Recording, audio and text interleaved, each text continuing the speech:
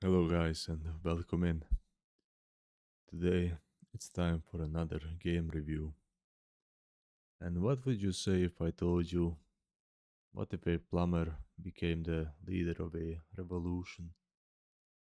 What would you say about that? Well, that's exactly what we are talking about today. About the game called Freedom Fighters. And why did I mention plumber? Because you start off the game as the plumber. It's basically the pitch of Freedom Fighters. It's from 2003, a third person squad based shooter game. And yes, it's just wild and funny, as it sounds. So, the game drops you into an alternative history, New York City, where the Soviet Union invades the US, like in most of the games. Instead of being super soldiers or elite agents, you just play Christopher Stone, an everyday plumber who slowly rises from average guy to a fully blown resistance commander. It's a simple premise, but it works fine. It works because how well the game sells the fantasy of becoming a hero and gathering allies and taking back the city block by block. In terms of gameplay, this is where the game pretty much shines. You have the squad based combat, you can recruit and command squad members in real time using simple but surprisingly deep order system. Follow, attack, defend. Sounds easy. It is easy to use.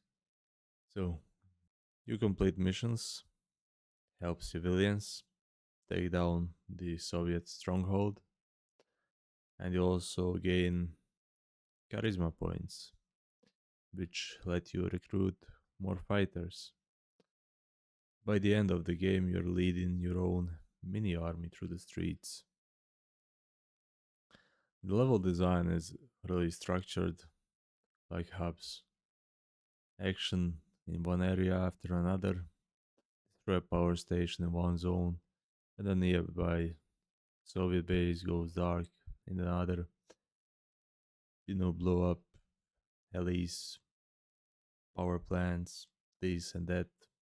With RPGs shooting, you got everything in the game. There is not much to say about the game, honestly. It's it has a decent story, a really decent story. I played the game I think like 7 or 8 times. It takes around 3 hours to get through the whole game, and it's fun, I promise. Although it's an older game, like really old now, still great, and I know many people are not going to agree because of the graphic back from 2000s, 2003. You know, back then that was the peak. You didn't have to complain. You didn't know for better shit, so it was just great. I play games because of the stories, not because of what do I know, the graphic design or this or that. Nowadays, you just play the games. Like this looks nice, this looks great, fancy, shiny, and what the hell do I know? I'm gonna play that. No, I play games, and I still play most of the games because of the story, the content within the game. That's my opinion. The one great thing about the game is the soundtrack from Jasper's Kid. It is epic music, to be honest. You're gonna remember it long after you stop playing. The soundtrack alone gives the game no bigger than life feeling. Let me talk about the visuals.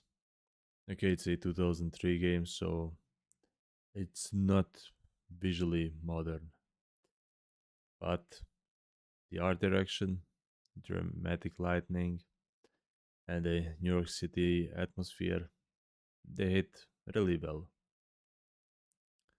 You feel the oppression of an occupied city.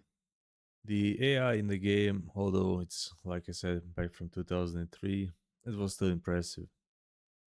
Squad mates take over, flank, support, do the shit that you command them, not like in what's a good example, Battlefield. You have like I don't know the NPCs, AI, whatever you wanna call them, next to you, and there is like 400 people in front of you, and you're basically the only one that has to do the freaking work, and they stand next to each other and they don't do shit. And that's the problem with, let's say, modern games or most of the games that have a story mode where you actually have to play with the AI together. That's the biggest shit. The game is a unique mix of third-person shooting plus squad strategy, high replay value. It has a great music, like I said, a simple concept, still well sorry, executed. That satisfying feeling on pushing back against overwhelming odds. It's the kind of game that sticks with you, not because it's perfect, because it's just bold and fun and full of personality, which most of the games lack today. So to bring it all together, I don't know if the game has any achievements because on the PC, Steam, there are none. But altogether, Freedom Fighter is a classic that that really deserves a full modern remake. Like that game really deserves that, even just to upgrade the graphics. That would be completely enough. The story is really fine. So like I said, if you like a tactical shooter, squad based gameplay, or just want to play something different from the usual military shooters, this game is going to be worth it. And I really mean worth it because I played it, like I said, 7 or 8 times, maybe even more. Altogether, I would recommend this game to everyone, although it's an older game and I know most people are going to have some issues how the game looks, because it's 2003 style. But don't complain, just give it a try. I am pretty sure most of you are going to like it. You just have to get a little bit used to the graphics and everything. Altogether, I would give it like an 8 out of 10, because that's my childhood.